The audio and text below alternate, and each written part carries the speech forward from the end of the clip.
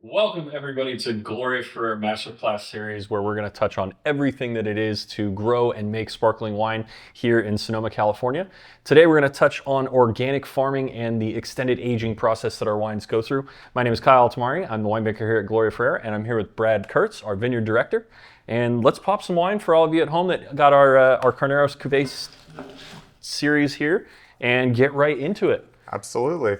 So right now I'm opening up the 2018 Carneros Cuvée Rosé. What do you got there, Kyle? I have the 2013 Carneros Cuvée, so two of our Tête de Cuvée and Tête de Cuvée Rosés. These are the top wines that we have for you coming off of our estate-grown sparkling wine.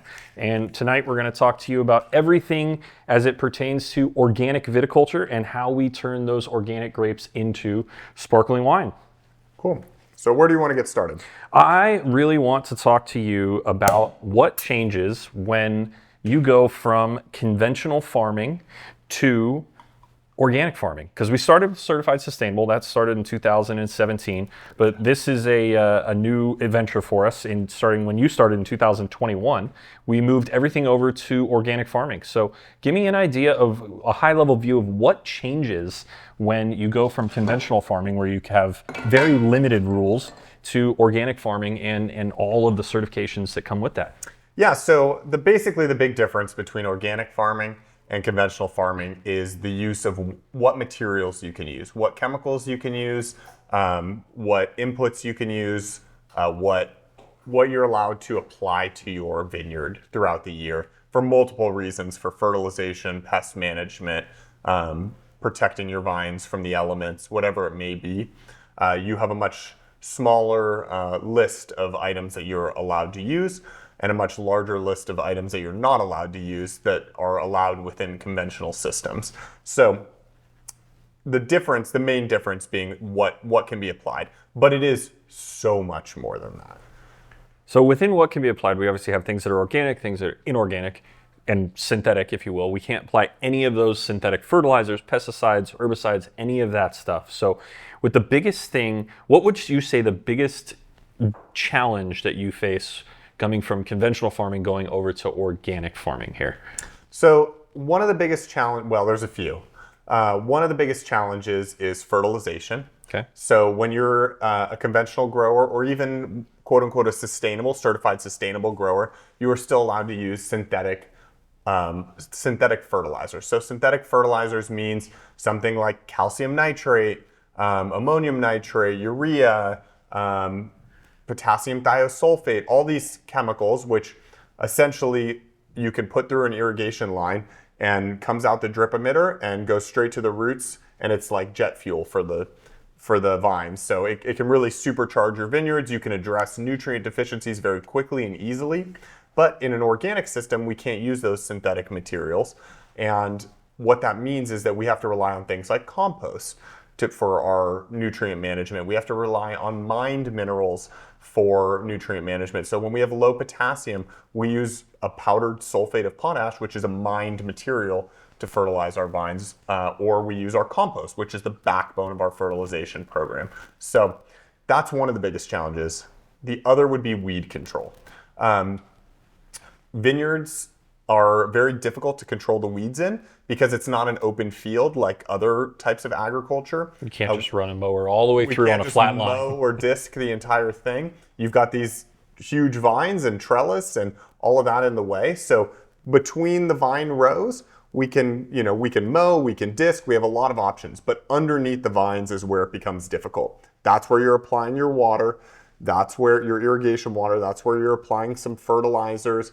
They're a little shaded, so they're shaded by the vine. So sometimes on a hot summer day, they can be a little cooler, they can retain water better. So you're gonna have a lot of weed growth. So in a conventional system, and sometimes even sustainable systems, that's addressed with herbicides. Yep. So herbicides are very commonly used throughout California and throughout the world in vineyard systems, because that is the default, cheapest, easiest way to control weeds under your vines. As organic growers, we do not have that in our tool bag. So you have different options. You have the good old-fashioned shovel. You can go out there and you can shovel the weeds. You can use undervine cultivators. You can use undervine mowers, which are these specialized pieces of equipment that are able to go around the vines as it travels down the row to control those weeds. So those are the two biggest. There's other challenges such as disease management, pest management, but all of those you have to be able to just rethink about the way you're addressing problems. Yeah, so to me it sounds like when you switch over from sustainable or just conventional farming over to organic, you really have to think about being a lot more proactive. You have to have a plan going into this growing season as opposed to being reactive where you can just say, oh, we've got some weeds, let's take the sprayer out, take some herbicide and just blast everything, good, bad, or indifferent. You take everything out and you know that you're protected. So talk to me a little bit about the plan when you were coming up with this plan to switch us over to organic farming. What were some things that you were thinking that we were going to face and some things that now that we're 3 years into this and actually going through the certification that we're actually facing, right? Yeah, when you're farming in a conventional system, like I mentioned, weeds are kind of an afterthought, right? You don't really worry about them too much because it's a pretty cheap, you hook up the sprayer and you go out there. In an organic system, it's one of the biggest things we deal with. I have to think about how we plan our irrigation, not just for the vines and for the quality of the wines and for the health of the vines, and for, you know, all of those sorts of things that are the stuff that we think about usually. Yeah. But I also have to battle the weeds too, because the more water you put on, the more fertilizer you put on, you're also watering and fertilizing the weeds under the vines, which means more passes with the shovel, more passes with the undervine cultivators, and it's, you know, more and more work that you're adding on. So you have to be really smart and look holistically at what you're doing. You can't look at every operation in a bubble. Everything affects everything else in an organic system. And like you mentioned, we really have to be looking ahead of everything and being proactive. You have to be able to address problems while they're small. You have to have a game plan. What if this happens? What are we going to do? I can't just open up a jug of chemicals, throw it in a sprayer, and spray the vines when we have problems. I have to address things proactively. We have to go put beneficial insects out that will, before we see problems with mites, we put out those beneficial insects so that they can start keeping the populations lower before we have flare-ups. We have to keep the dust down on the roads for mites. Same thing. The dust goes on the vines, they stress the leaves, and the mites attack. So we have to start looking at cultural controls and ways that we can prevent outbreaks of pests, diseases, weeds, all those sorts of things proactively from a prevention standpoint rather than an eradication standpoint. So it's more like prevention is your tool, and your best defense is a good offense, right? Yeah. So I see these bugs. They come into the winery every week. We get them delivered. They're here. Talk to me about what we're doing to create that ecosystem, because really what you're doing with organic farming is creating an ecosystem, right? Mm-hmm. Not only are you doing cultural controls, you're doing other controls as well, but you're influencing the ecosystem in a positive way. Yes. Where instead of removing things as a net negative way. Yeah, so, you know, organic farming, like we talked about, it's not just you can't use these chemicals, right? Yes. There's so much more to it. There's so much more to building habitat, building ecosystems. So when I release insects, if I was just to only release these predatory beneficial insects that go out and they seek out and consume our pest insects, I would be throwing away money because they would go out there, they might live for a few days, maybe a week, and then they have no habitat, they have no place to reproduce, they have no place to complete their life cycle, to lay their eggs. So we also have to look at the habitat around the vineyards. The winter, the vines go dormant in the winter. We prune the vines. There's no vine pests. There's no pests out there for them to feed on if they're year-round feeders. So we need to go create habitat where other pest insects are going to live on those other plants, and those predatory insects can then complete their life cycles and feed on those. You need flowers. Some of these insects require pollen to complete their life cycle, lay eggs, and continue to reproduce and feed out in the vineyards. So when we introduce them out in the vineyards, we're introducing them in very small amounts. And the goal is that they reproduce and they develop populations within our vineyard. So you basically have to create not only a home within the vineyard, but something that is going to be here when the vineyard is dormant and everything else is going on. Absolutely. So it's more than just what we're doing with the dirt and what we're putting into the dirt. It's more than what we're taking out with the grapes. And we have seen an increase in quality in the grapes. And we'll get to that in a little bit. But you're more talking about influencing the entire estate that we have here, right? So you're putting out, insectary rows over on the corner of our vineyard. I've seen you doing these things. They're great. Talk to me about what changes when we start getting into the farming of the grapes. Have you seen any change in yields? Have you seen any change in quality? And what goes on when we actually get the fruit off the vine? Yeah, so the changes in yields are not inherently because of organic systems, but because of goals we've set. There are plenty of ways to maintain or increase yields while organic farming. Most of our yields are driven, in vineyards, yields are driven by two things, by water stress and by water status, I should say, so stress or excess water, and then also nitrogen, so nutrients in the soil. So by applying extra compost, extra fertilizer, you could still bump up, even an organic system, you could still bump up your yields. My goal is to balance the vines, right? Yeah. So to not necessarily bump up the yields, but what we have seen is since we converted to organic farming practices and following the organic systems of farming, we have seen a decline in yields. And it's about a 20% drop in yields. Because that's significant.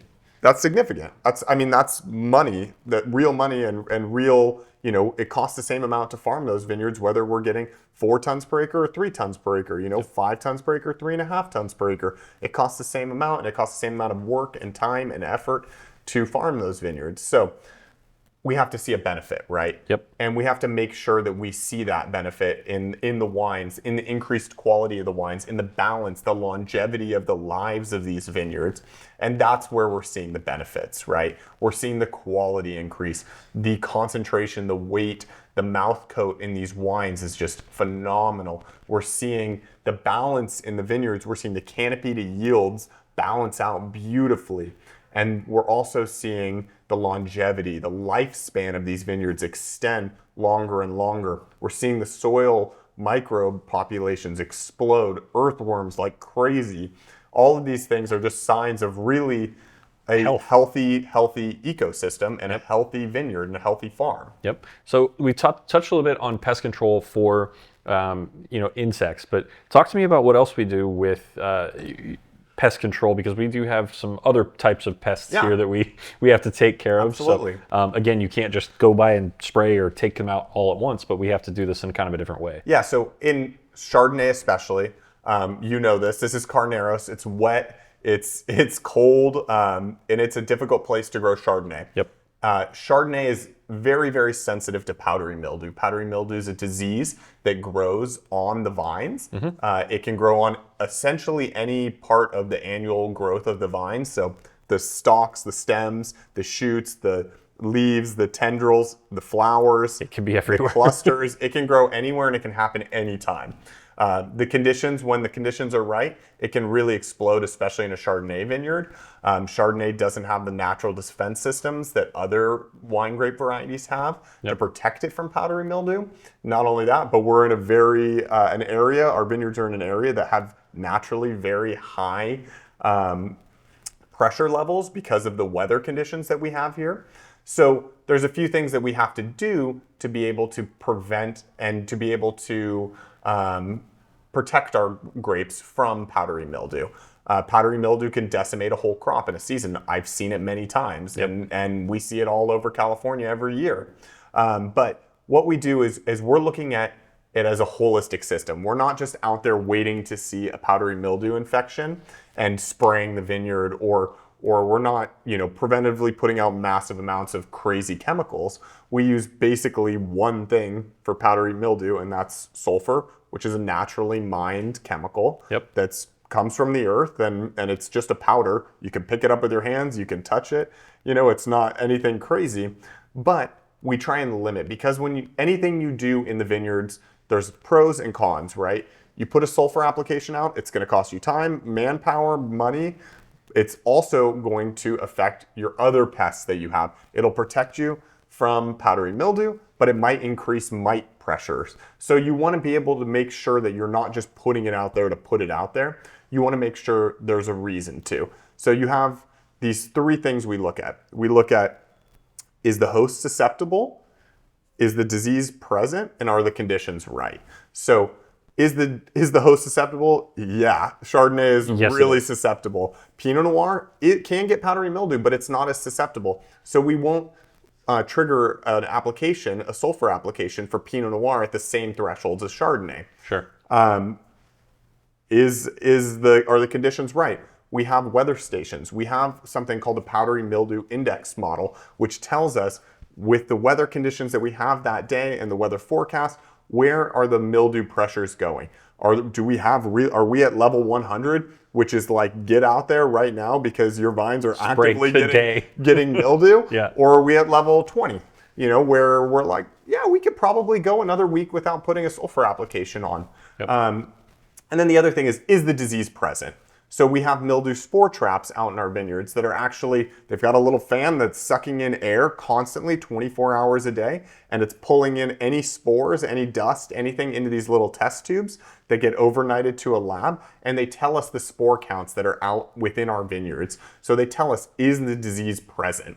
If I'm getting back 0 spore count and our powdery mildew risk model is very low, I'm probably gonna wait a while. I'm gonna wait. Why put out those sulfur sprays and risk having mite outbreaks when I don't really need to put a spray out? Yep. Why send one of my tractor drivers to do that when he could be doing something else? Everything's a balancing act in an organic farming system. Yep. And I really like the kind of tension that you create between, do I need to do it, and what is the risk if I do this, right? Because anytime you do this, it's just like with winemaking. Anytime you touch it, anytime you do anything, there's always an outcome that is, you have to weigh the risk, right?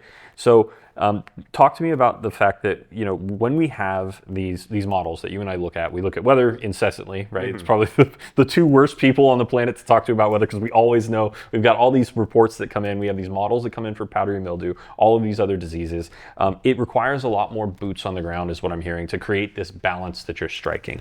So what are some implementations that you've adapted in the vineyard since moving to organic to achieve the goals that we know we have as a company to create the best sparkling wines that we can? Well, I think one of the biggest things is investing in our crew. So we have a year-round estate crew that are just rock stars. I mean, these guys have been here for a long, long time, and we've talked about this in prior masterclasses. Mm-hmm. But having the ability to be able to train these guys to be my eyes and ears out there, 300,000 vines, one vineyard director, it's not going to happen. I'm not going to see every vine. These guys will see every vine. They're out there, 8 to 10 hours a day, and they're out there walking the vineyards and being my eyes and ears, and being able to train them on pests and diseases and have them be able to, raise the red flag when they see something, when it's a small problem, rather than waiting for it to be a big problem. It's much easier in an organic system to address problems while they're small versus waiting till they explode into something dramatic and crazy,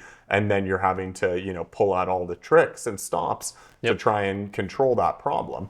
So which then pulls people away. You said we have to be proactive. It pulls people away from doing other things that we're doing, and you get behind on meeting. But when they're out there doing their normal, suckering, shoot thinning, pulling leaves, lifting wires, they're in their heads in the vine. Every single vine. They're looking at every single vine, and so they're able to raise the red flag. Raise the alarm when there's something happening, and that's saved us a lot of times. It really has, and we've seen it from time to time, especially after you do these trainings with our crew, and they have a sense of accomplishment and a sense of pride that they take. I mean, they're doing such a great job in the vineyard, but then you give them more tools in their tool belt, so to speak, and it's really nice to have them bought in. Now, because we can't use synthetic fertilizer, right? We have to rely mostly on things like compost, and that's what you've really built the program around. Mm-hmm. Is there anything else we're doing kind of in the off season that we kind of changed that we've adapted recently? Yeah, the off season is kind of a great time to address problems that you experienced during the growing season. Yep. So, in the prior growing season, you're able to look back and say, what were the problems? Let's try and address those. So you can address those in a lot of ways. One, pruning. Pruning is a huge one, and I'll touch on that in a minute. But the other is cover cropping. So cover cropping and grazing are two things. Cover cropping is something that's been done for many, many years at Gloria Ferrer. This is not something new. It is a keystone of organic farming, but it's something that's been done here a long time. Just so we're all speaking the same language here, can you talk to me, what is a cover crop? Oh yeah, I should probably back up. And Yeah, explain what that. is a cover crop? So Because a cover crop we is say it a lot. We're doing it right now. We're planting our cover crop right now. It is a crop that we do not harvest, but we plant it for the benefits to the soil, to the ecosystem, and to the vineyard as a whole. So we choose a blend of seeds. Usually it's a mix of a few different things that all have their purpose within the blend. Usually there's some sort of wheat or barley or rye crop to help, they grow very quickly. They hold the soil in place. They prevent erosion. They outcompete other noxious weeds. Great. That you have your legumes. You have things like peas, vetches, beans, those sorts of things that really create a lot of, create a lot of biomass, and two, they put nitrogen back in the soil. I talked about very important. Nitrogen being a limiting factor in organic farming systems, and fertility being a challenge. These put from the atmosphere, they have rhizomes on the roots that can actually pull nitrogen. The atmosphere, 70% nitrogen, can pull nitrogen from the atmosphere and put it back into the soil for the vines to use. And there's other things you can mix in there. There's pollinators you can mix in. There's things with deep tap roots to help break up compaction in the soil. There's a lot of different tools that you can use cover cropping for. Perfect. You can use it for habitat for your beneficial insects that we released earlier in the year. Give them a place to go while the vines are dormant and feed and complete their life cycles. And then the other thing is we introduce sheep. So we bring sheep into the vineyard. Every year we bring about 1,000 sheep onto the ranch.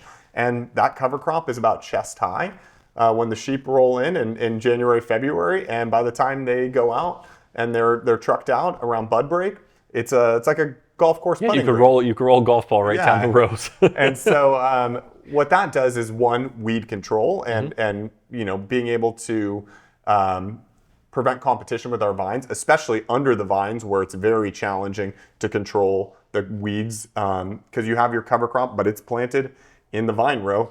Stuff will grow under the vines as well. And so the sheep will come and they will graze it all. And they will graze it very effectively.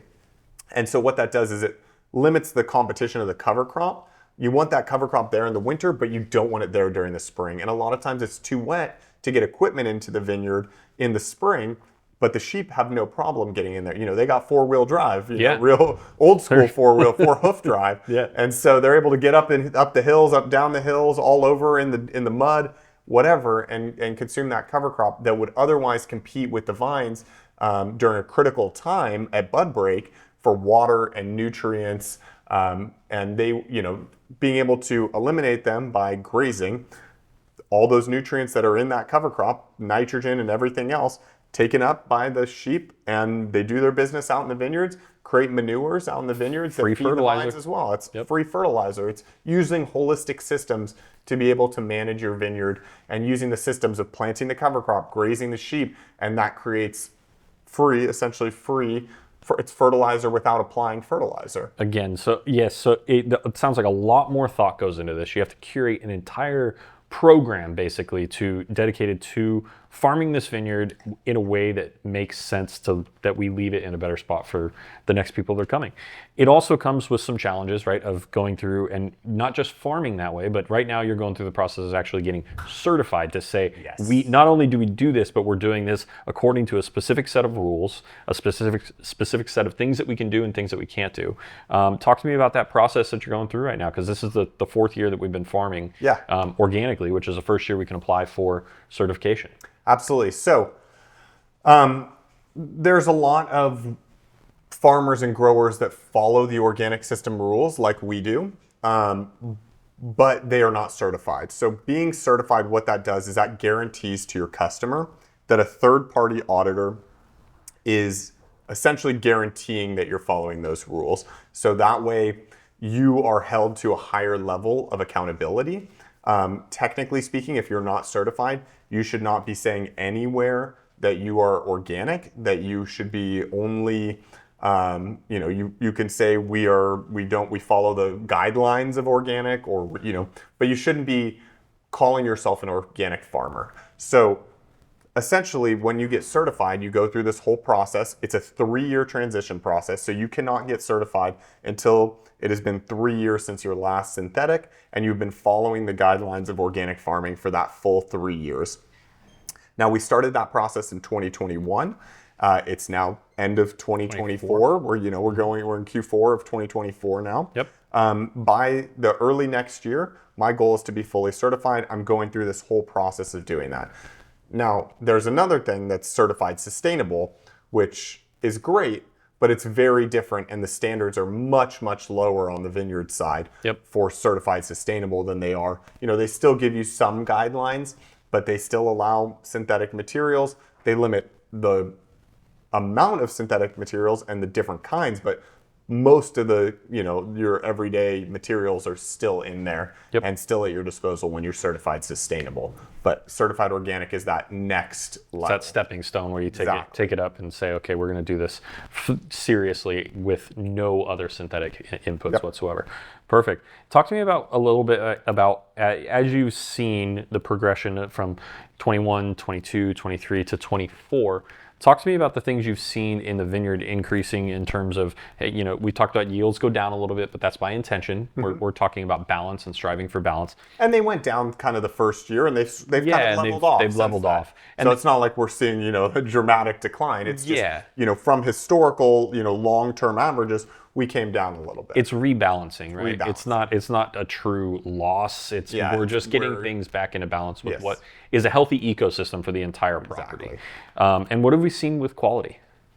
Yeah, so every vintage has its ups and downs, its challenges and its benefits. You have dry years, you have wet years, you have warm years, you have cool years, all those sorts of things. You have frosts, you have winds, all challenges that we deal with the vineyard. So every vintage is unique. But I think the trend being is since we did this transformation and began this transition to the final goal of becoming certified organic, you're seeing the quality of the wines go up, which is ultimately the goal. And that's what we really want is to help achieve our goal of being the best sparkling wine, making the best sparkling wine that we possibly can. Part of that is how do we do that in the vineyard, starting in the vineyard? So. And it really goes when you transition it from what's going on in the vineyard to what's going on in the winery, that we kind of complete that full circle, right? It always starts with the grapes. We cannot make good wine if we do not have good grapes. And I think the big difference with organic farming is just the amount of time that you spend in the vineyard.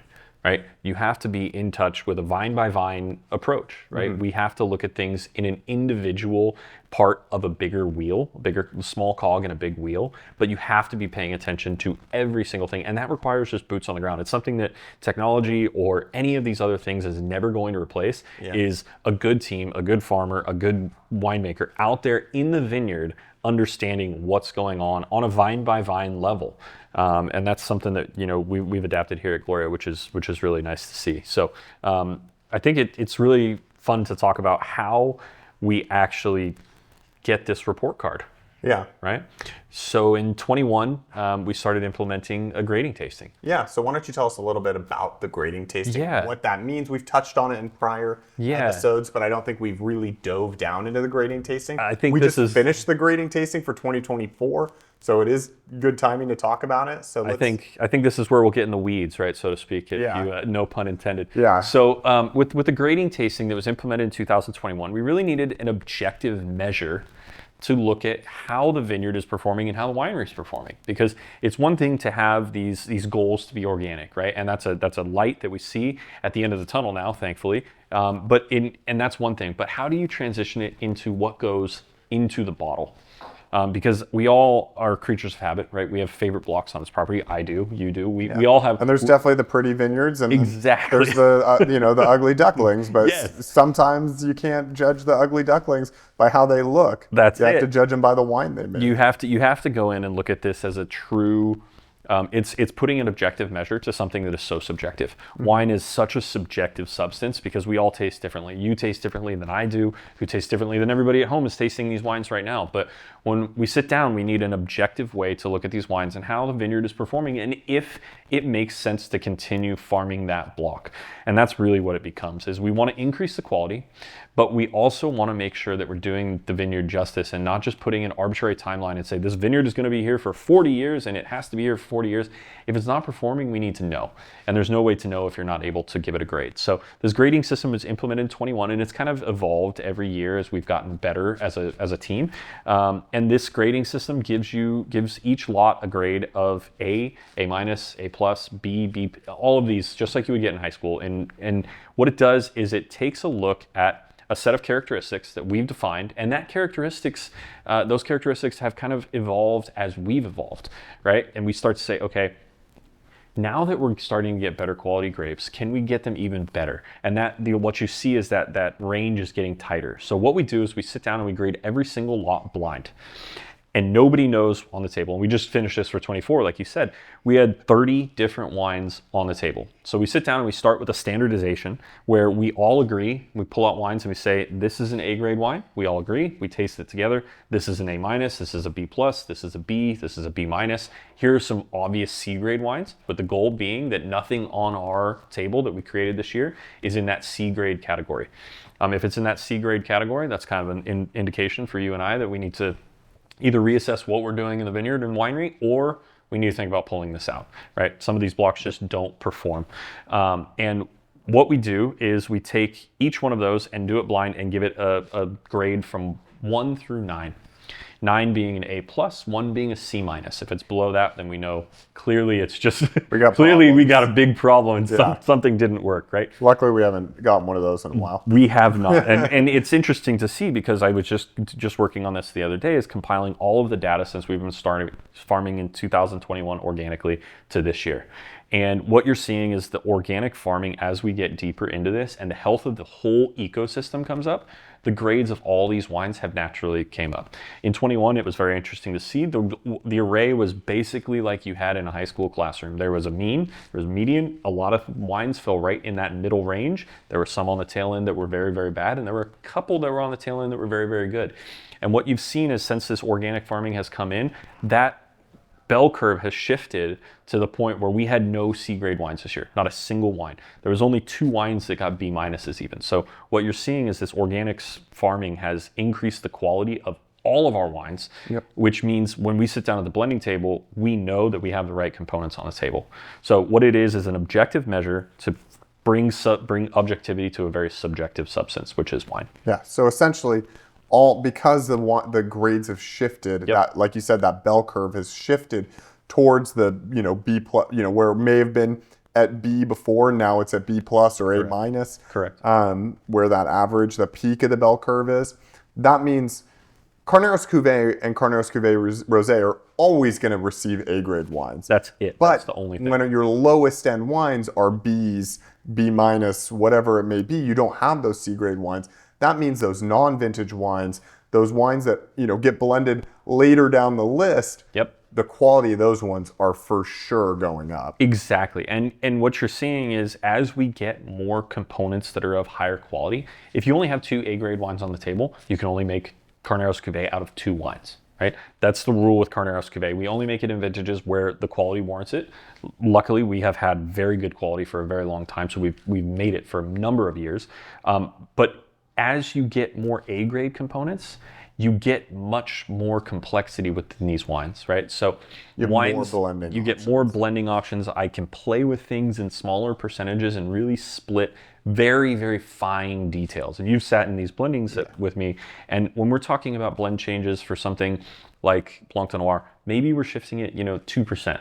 Right? Maybe we put 2% more Chardonnay and maybe put 2% less. But when we get down to Carneros Cuvée and we're talking about blend changes, we're going down to the 0.1%, the 100th place of figuring out what is the exact composition that represents the best part of this vintage from our estate, right? Because all of our sparkling is all estate grown. So we need to make sure that only the A grade wines go into Carneros Cuvée. But the fun thing that's going to be with this blending of this year's vintage is we have more A grade components that we've ever had in the past. So when Carneros Cuvée usually splits hairs down to, 0.5%, 1/4%, we're going to get very, very, very granular. I mean, we sometimes go, 18, 19 renditions of this before we, It's a lot. The blending process for, something like Carneros Cuvée or even Royal Cuvée.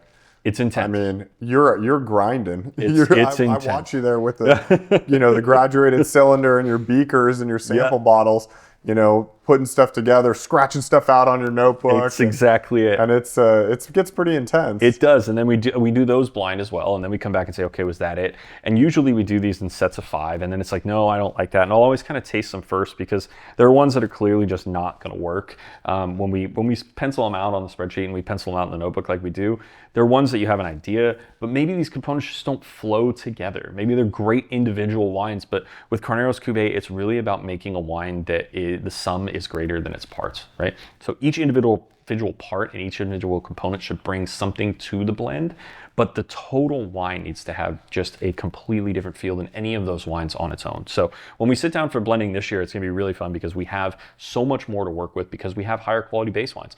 And if you have higher quality base wines, just like you said earlier, as we start to blend and Carneros Cuvée is done and the Royal Cuvée is done, and we do all of our vintage products next, when you get to the non-vintage products, which usually have a larger array to work with across a wider scale, you have some, A minuses that are left and maybe some B pluses, but really you're working in that kind of mid B range. If that whole tier has shifted up by a factor of a full grade that we did this year, we took our grades from an average of a B to a B plus. That's a 3.0 to a 3.33 if you're in high school, right? You just now made the honors list instead of just getting by and just getting your degree.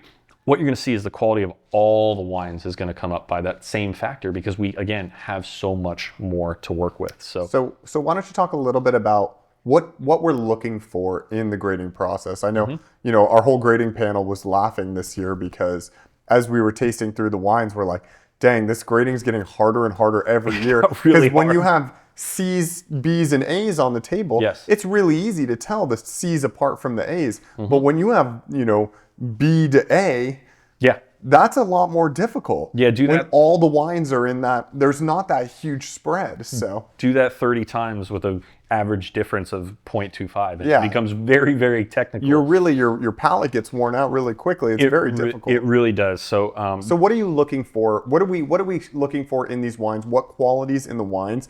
What constitutes an A grade versus, let's say, a C grade for, making it easy? Yeah. What's the difference for an A grade Chardonnay versus C grade Chardonnay and A grade Pinot Noir versus a C grade Pinot Noir? Yeah, I think that's a really complex question. And I think the thing that we did well as a team this year was we looked at this as a total portfolio. And we looked at this as a total culmination of everything that we did rather than each individual wine having to be a perfect wine on its own. And each wine has its place, right? So when we're talking about A-grade Pinot Noir, you need something that is extremely elegant, right? As Pinot Noir ages, it tends to lose its fruit character, but it doesn't tend to change its texture, right? It may get a touch softer, it may get a little bit more fine, but you really need something that is a wine that ages with some elegance. So you need some fruit that is there, but not overbearing. You need something that is aromatically intense, because as the wine ages, the aromatics are going to go down a little bit every year. You're going to get more yeast character. You're going to get different things going on. Exactly, right? So when we're putting wines into tête de cuvées, which age for anywhere from 3 to 8 years for Carneros Cuvée, you need something that's going to be able to stand the test of time. So with Pinot Noir, we're looking for something that is elegant. It shows its typicity. It has fruit. It has soft mouthfeel, limited to little astringency. And when I say astringency, it's something like you would get a pleasing astringency, like when you're eating chocolate, not like when you have coffee grounds at the end of your coffee that are bitter and kind of gritty. It needs to have a very long finish. So we look at that in the lens of Pinot Noir, and we look at that as a total scope. Now, does this wine have accentuated, very interesting, complex aromatics, but it lacks a little bit on finish? Okay, maybe we don't dock it all the way down to a B, maybe it's a B plus. So you have to take each one of these with a grain of salt, if you will, and put them together as a total package rather than looking, okay. Look at them as a component in a blend versus these are not single vineyard wines. The beauty of sparkling wine is it's all about the art of blending and putting together a cuvee of multiple different components. So looking at when you're putting a grade on these, you're looking at how is this going to be as a component in a blend versus what is this going to look like as a standalone wine, which is something you might do if you're making single vineyard Cabernets or something along those lines. Or even single vineyard Pinot like we do with our L block, right? Absolutely. It should be L block has to be L block by itself. And it should represent just that specific block. It shouldn't represent the total winemaking. And it should be a complete wine on its own. Exactly. Yes. And it should represent the vintage, the place it was grown, the winemaking style that we applied to it that year. But when we're talking about Pinot Noir versus Chardonnay, it becomes a bit harder. And this is why we do them in two separate flights, right? And we do have Pinot Blanc in there as well. That's kind of a gimme, right? We do the gimme round to give everybody a nice break. refresher. It's a nice palate cleanser. It is a palate cleanser for, and we'll get into that when we get into our innovation tier, because Pinot Blanc is really fun to make sparkling out of. But with Chardonnay, you're really talking more about texture. Does this wine have the structure to add to that component of Pinot Noir that you just graded, where you have intense aromatics that are very complex, very site-driven, very varietal-driven, and limited. The other thing I forgot, I'll go back and talk about Pinot a little bit. We are looking for an absence of color as well, right? When you and tannin. When you get color, you get tannin, you get astringency. Those are things that are tougher to manage in a blend. They tend to go hand in hand. So just because we have a little color doesn't automatically downgrade it. But what you see is as we get more color, it becomes harder and harder to make a blending component work. The holes become more apparent, if you will, and harder to fill in. You start looking at things and going, man, that's pretty aggressive on the palate. We need to take that back. So we're also looking for an absence of color. But with Chardonnay, what you're really looking for is that textural component. Something that's going to add length, add elegance, add structure to Pinot Noir, where Pinot Noir tends to lack. Pinot Noir is very flashy. It's very upfront. It's very in your face. It's very aromatic and varietally driven, whereas Chardonnay tends to be a little bit more subdued. It plays in the background a little bit, but it's very important to these blends, especially when you're getting into tête de cuvées like Carneros Cuvée. If you're going to lay something down for 8 years, you need that phenolic structure there to stand up to that test of time. So we look more at texture with Chardonnay and more at aromatics, fruit component, and length of finish. Length of finish still plays in Chardonnay as well, but a lot of it is carried by that Pinot Noir. So let's talk a little bit about then aging, because we've talked about what we're looking for when these are base wines before they even get put in the bottle to age in the bottle. Let's talk a little bit about aging. Let's talk about how do these varietals change as they age. You talked a little bit about Pinot Noir kind of loses its fruit pop. What about Chardonnay? What is Chardonnay? I mean, I know it's got the structure, but how do you see those components in a blend aging? With Pinot Noir, and this is one of my favorite things to talk about when we talk about Royal Cuvée, because I think Royal Cuvée strikes a very, a very nice balance between enough age that you see what age does, but enough freshness from youth that you really still get the varietal characteristic here. And as Pinot Noir ages, you move away from those really bright, crisp red fruits, something like you get in our Brut Rosé, right? That Brut Rosé is very aromatic. Compared to our Carneros Cuvée Rosé. Exactly, it's a perfect comparison. And when you look at it and you talk about color as well, it's really hard to differentiate as well. But with something that's going to sit for as long as Carneros Cuvée Rosé does, you have to be very careful with color. Color degrades over time as well. And those components that make up that color degrade. So it can change the mouthfeel more than you would think. So we have to be very careful about color. Pinot Noir, when it ages, it loses that red fruit. It moves more towards the blue fruits. It moves more towards the spice, the Pepsi Cola, the root beer, the sassafras, the cinnamon, the nutmeg. Absolutely. We get those really spicy wines. And that to me is the aged Pinot Noir that I love. And it's great it starts to get there with our Carneros Cuvée Rosé, and it really shines through in something like Royal Cuvée, where it's got like 5 years on the yeast. And as Chardonnay ages, you get this really soft structure, where the structure in its youth can be kind of rigid and very linear. The texture starts to move out across your palate and take it longer to the finish. You move away from something like fresh lemon that kind of gets a little Very zingy. aggressive, It's tart, right? You're like, ooh, okay, I'm awake, I'm ready to go, and move more into something like that lemon meringue pie, the key lime pie that give you just a sense of unctuousness. It's as Chardonnay ages, the texture becomes more apparent, and with Pinot Noir, the spice becomes more apparent, and the aromatics get a little bit subdued. To me, a young Blanc de Noir, sorry, a young Blanc de Blanc is very refreshing. It's crushable. It's your taste buds perk up. Yep. It's a very bright wine. It's very linear. It makes you salivate. It makes you salivate, and it makes your mouth water. It's great. But an aged Blanc de Blanc is very much more balanced and even across the palate, luxurious. It's great with food. It's soft. So it's all of those Chardonnay-based wines, as they age, become much softer and much more elegant and less aggressive. Yep. And then you really just see that, like when we just got done tasting, and we'll do this next time when we have our library wines coming out. We just disgorged some extended tirage 2006 Blanc de Blanc. And I mean, the finish on this one, when we were doing these dose trials, this finish went for like 2.5 minutes. It was ridiculous. It's like you swallow, you're done, you're like, okay, that was awesome. You could walk away. You walk away, you do something else, and you come back, you're like, I can still taste that wine on my palate. And Chardonnay just really gives you that length and that elegance that takes, where Pinot Noir starts to kind of fall a little bit, it gets picked right back up by Chardonnay. And that's what we use these varietals for strategically when making these blend percentages. And vintage to vintage, do they change just a little bit? Yes, they always change just a little bit, because what we're trying to do is make the best vintage product that we can. This is not recipe wine, right? We do not just go in and say every year it's these same blocks and every year it's 45%, 55% this. It's, okay, here's a guideline, but what is the best representation of these two varietals from that vintage this year? So it's really fun when we start to get all of these grades come up. When you get to the blending table, it gets to be even more fun. Blending is always fun. I always have a lot of fun doing it. That's one of the best times of the year to be it's so much fun. Technical tasting room. So let's talk a little bit. We talked a little bit in the first masterclass about the difference in different sparkling winemaking methods. So you've got your traditional method, which is kind of the gold standard. Gold standard, thank you. It's kind of the gold standard. Then you have Charmant, which is essentially tank fermented. The secondary fermentation's done in a tank.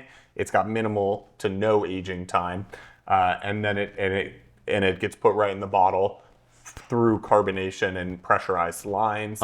And then you have kind of forced carbonation, which is essentially you take a wine and you pump it full of CO2. You soda stream it. Yeah, soda stream it. Yeah, you pump it full of CO2. Exactly. So how do those wines age differently? Obviously, there's a couple kinds of aging that we could talk about more with the next episode and the extended tirage and library wine episode.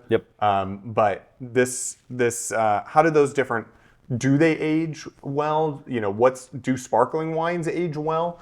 Obviously they do when they're in tirage, but how do these wines develop, and how does the winemaking style affect how these wines develop? Yeah, it's so you really have to be careful when you're aging sparkling wines.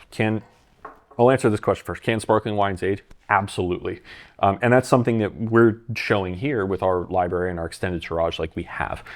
Now, the method of aging and the method of production matter immensely, and they matter important each on their own, right?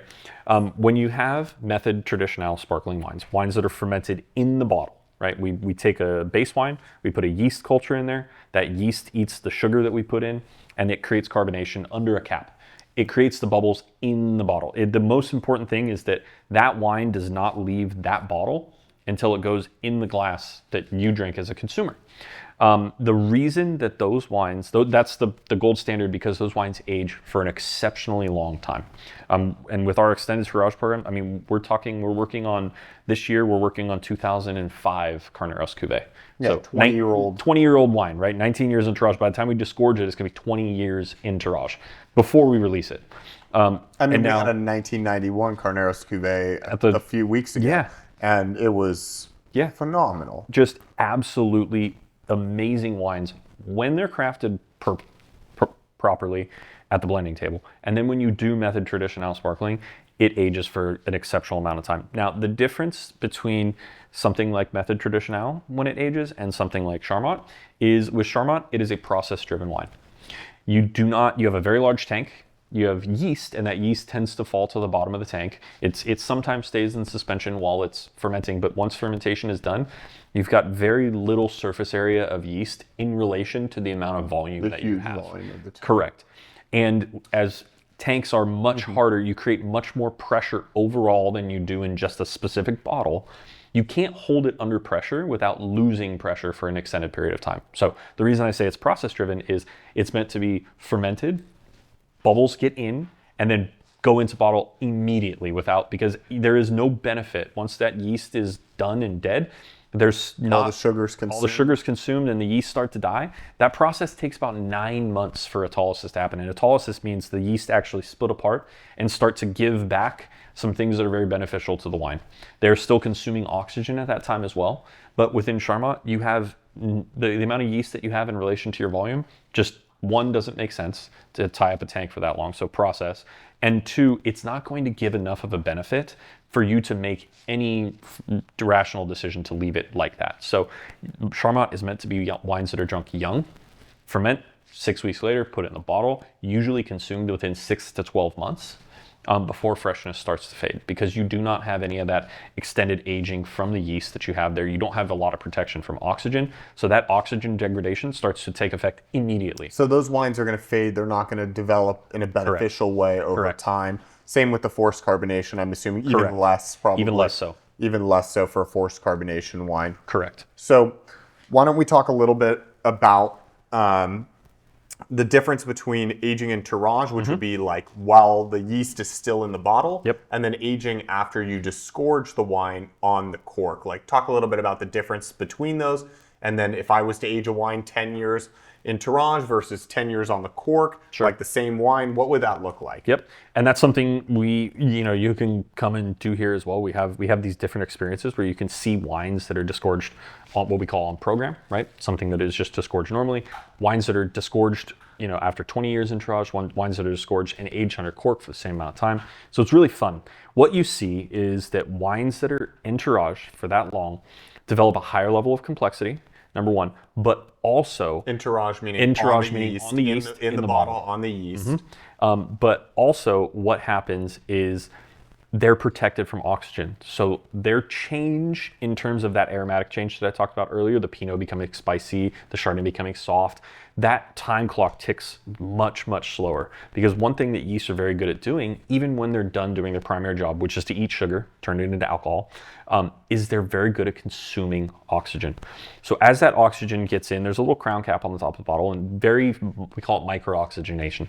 Very, very small amounts of oxygen get in. Crown cap's like a bottle cap. Yes, just like a beer. See on an old school Coca-Cola bottle. Coca-Cola or a beer. And that crown cap allows in just a very small amount of oxygen, but that oxygen will play with the wine. It will start to change the components of the wine. However, if there's a barrier there, which we have with yeast, as that oxygen gets in, it's immediately consumed. And it can't dissolve into the wine and actually make any changes to the wine for a much longer. It takes a lot more cumulative oxygen to make the same amount of change if you are on the yeast or en tirage as opposed to under cork. Now, once you take that yeast out of the bottle and start aging things under cork, that time clock, the same amount of oxygen will have a larger effect if there's no other yeast there to actually consume that oxygen. So what you see is you get wines that, when they're aged under tirage, tend to develop more complexity because the length of time that they've had being exposed to very, very small amounts of oxygen make finer, smaller changes over a very long period of time. The bubbles tend to be a bit finer because you lose less carbonation, because you're not interacting with oxygen. The palate tends to be softer, creamier, smoother. The finish tends to be longer, and the aromatic profile tends to be cleaner and fresher. Whereas when you put something under cork, the only thing that you have to protect that wine is one, carbon dioxide with the bubbles. So either the bubbles come out, or you have a small amount of sulfur dioxide, which is usually consumed very, very quickly. When wine is under cork, it tends to age a little bit faster, so that aromatic complexity the curve goes much faster, and you don't get the same level of change. But you still do get changes that are beneficial because you get some interaction with oxygen and with the cork as well. So this is our 2018 Carneros Cuvée Rosé. Again, this is our Tête de Cuvée Rosé. It's an extremely elegant wine where this wine, we have to be very careful when we're blending, because when you're going to sit in tirage for as long as this does, this sits 3 years in tirage before we disgorge, that color can degrade and kind of provide a little bitterness, or it gets orange. You can see here, it's not technically orange, it's more of a copper color here, but this wine is all about texture. Both the Tête de Cuvées are all about texture, because we're going to age them. And again, we get into that spicy note here where it's got that sassafras, that sarsaparilla, clove. Yeah. But it's still got the fruit underneath. You have more like strawberry marmalade, where the fruit isn't super fresh, but it's a very vibrant fruit. And we're still holding on to a little bit of that red fruit there. But that again, cherry cola character is just very dominant for me in this wine. Yeah, so again, these wines, texture. Smooth, soft, compared to our Brut Rosé, which is like bright, fresh. It should be lively. Fruit. It should be aromatic. It should be floral. It should be red fruit. It should be, I call it a punchy fruit, right? Yeah. Like it just comes out and it's this is very different. This is a very delicate rosé. And then you get into... And I would say very food-friendly rosé. Very food-friendly. Something that would be amazing with Thanksgiving dinner. Something that's... There's your cranberry sauce right there. Screams that it just wants to be consumed with food. Yes. As with this wine. As with Carneros Cuvée. And this is one of my favorite wines that we make, because a lot of times people don't think about pairing sparkling wine with specific dishes, right? It tends to be lighter fare, it tends to be fish-driven, shellfish, seafood. Which of course is great with those. It's obviously great, but when you get something like Carneros Cuvée that's not only got the age, it's got the time on the yeast, it's got the complexity, but it's got a high percentage of Chardonnay, you can serve this all the way up to things like it could be lamb. A big wine, yeah. Yeah, you can serve it lamb, red meats that you wouldn't normally, duck. Phenomenal. Steak, ragu sauces, because it's got enough acid in there. So it's a wine, again, that's texturally driven, dominated by Pinot Noir, but the Pinot signature here in the Carneros Cuvée is completely different. We look for Pinot that provides complexity and softness with not as much of a fruit character there, because we know after 8 years, that fruit character is going to. It's 8 years plus another on cork too, right? Yep. So it's a not. I mean, it's a labor of love. Yeah.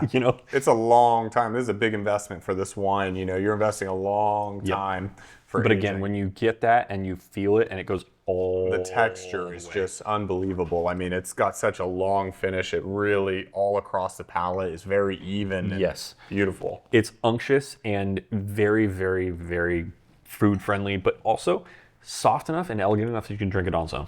Absolutely. So again, 2 of our Tête de Cuvées here that we absolutely love. These are the ones we split hair over all the time. 2013 Carneros Cuvée. 2013 and 2018 Rosé. So let's get into some of the questions. The first one we have here is for you.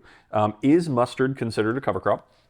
If yes, what are the benefits? So mustard definitely is considered a cover crop. It's a very commonly used species within a cover crop blend.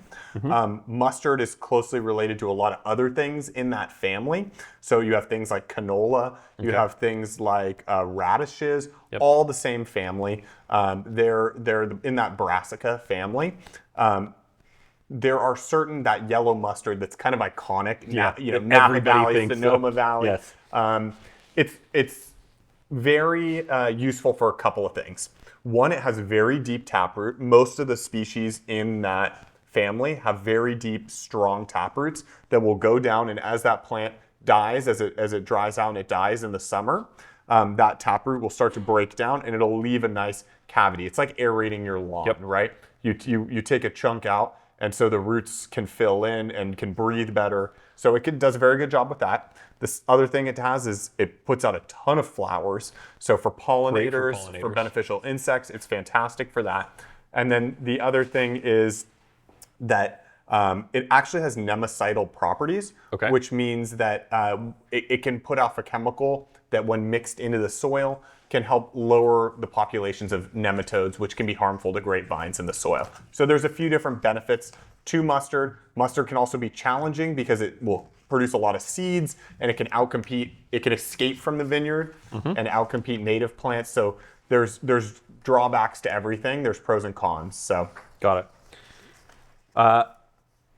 Are we phasing in our certified organic, or are all blocks and vineyards in the program for sparkling and still going to be certified at the same time? Great question. All of our vineyards are currently operated in an organic system, and we are applying for certification for all 330 acres of our estate vineyard. Which is quite a It's a task. doozy. It's a task to do. Yeah, it's a big undertaking. It's a lot of paperwork. It's a lot of auditing. It's a lot of records. We have to show all the records of everything that we've applied and everything we've done for the last 3 years across 330 acres, which is a lot of records. It's like 18,000 lines of records. So it's a lot. That's a big undertaking. It's a huge undertaking. And here, this one will be for me. Do consumers know which wine was an A, a B, or a C?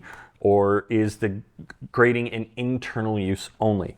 The grading is really internal, but what you'll see as a consumer is all of these wines are going to be getting better and better and better. It's an objective measure for us as a team to go ahead and actually make wines that we know are going to hit a much broader And I think it's set. it's a tool for us because the way we put together blends is we take Carneros Cuvée and we put together the Carneros Cuvée blend first. Correct. You know, with the best components, and then the next wines that are left, we put together Royal Cuvée. Yep. And then maybe some of our vintage wines, our vintage sparkling wine, and so we go down the list. So as the quality of all the wines goes up, you'll see the quality, especially of those wines that are blended further down the list, elevate dramatically. And it's again, we also have to look at it as a total portfolio, right? We can't just only use X, Y, and Z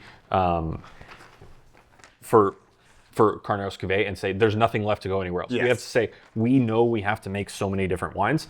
How can we accomplish what we need to accomplish in the best way possible? It's a puzzle. Exactly. You got to move all the pieces. It's like a game of Tetris. It's a big game of Tetris. Yeah. It's my Super Bowl. I love Yeah. it. And then a follow up to that is: does the grading of each wine change with each year's harvest? Yes, Absolutely.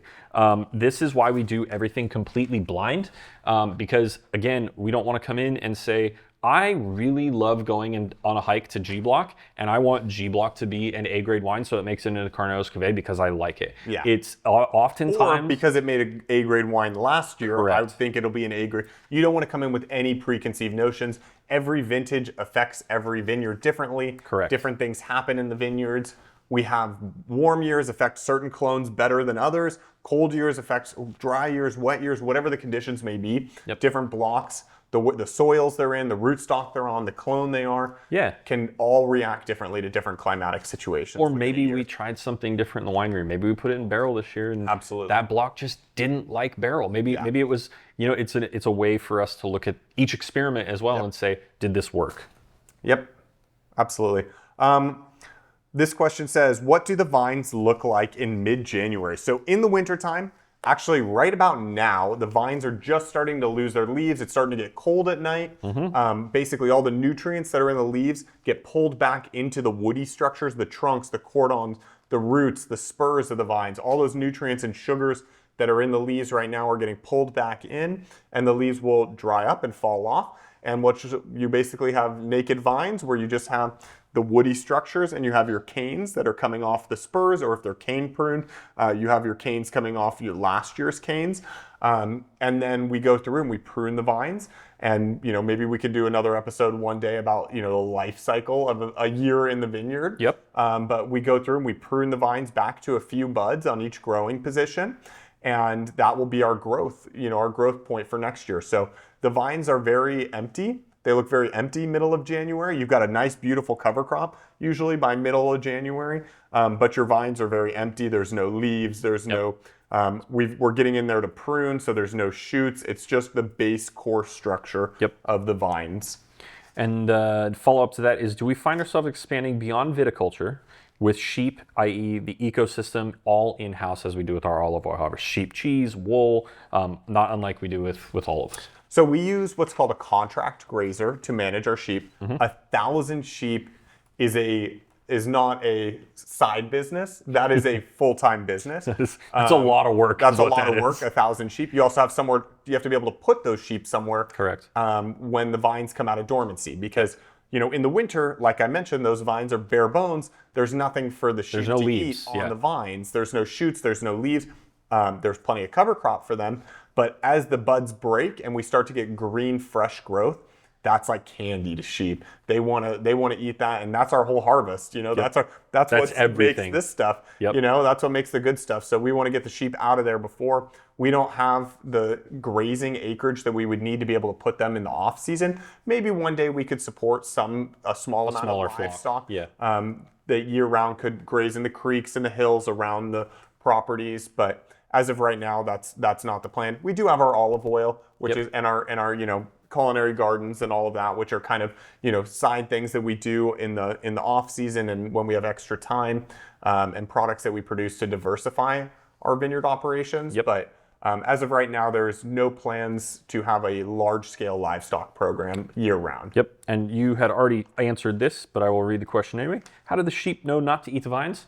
Again, there's nothing there, but we did find out they are very partial to olive oil trees. Olive trees. So olive trees. We found that one out by accident. You know, you live and you learn. I wanted them, you know, they graze the vineyards. There's not much for them to eat out in the vineyards. You know, they might eat some bark on the vines, but they're not going to damage the vines at all. You do want to make sure that once they start to run low on feed in the vineyards, once that cover crop and the weeds are gone, you get them out of there and you move them to fresh pastures, because they can really start to do damage, not just to the vines, but to the soils. You know, they will eat down, you know, there's a sweet spot, right? Because if you move them too quickly, they just eat the stuff they want and they don't eat, you know, some of the more weeds that you noxious weeds, the thistles, things like that. They won't eat those.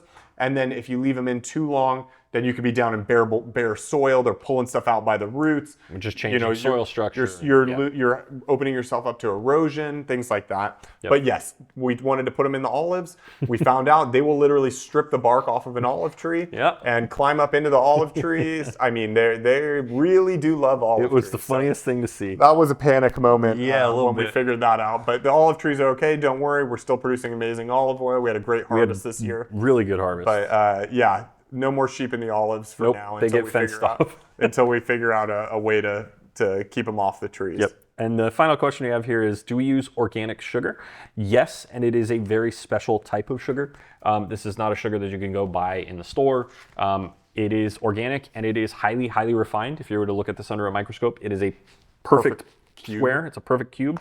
And the reason for that being, it dissolves very, very easily, so we don't have to beat up the wine. Because when we make a liqueur, to make a dosage liqueur or make a tirage liqueur for the yeast to eat, we have to mix it, and we don't want to introduce all that oxygen, because you can oxidize the liqueur and change the profile of your wine. So the sugar that we use is called special sanding sugar. Very highly refined, all organic, very expensive, and very, very easy to dissolve. I mean, what you have to stir in your coffee. It is cane. It is cane sugar. And when you have to stir in your coffee 5, 6, 7 years stirring, and there's still grits at the bottom, if you were to just dump this cane sugar, it's actually something that I like to do in the winter, is just take a little bit of this sanding sugar and sprinkle it in my coffee, because it dissolves almost instantly. And the texture of the sugar is actually, you find you need a lot less sugar. Very pure sugar.